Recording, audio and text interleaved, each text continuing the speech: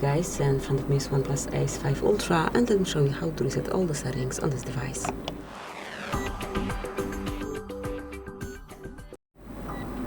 So at first, open the settings, then find and select System and Update. Here click on Backup and Reset. Go to Reset Phone options and mark Reset all settings. Try Unlock button now, and if you truly want to reset all the setup on your device, mark Reset. Confirm it, just remember that this operation cannot be undone, and wait till it's done. As you can see, the theme is already changed, and the whole setup have been reset, as you can see.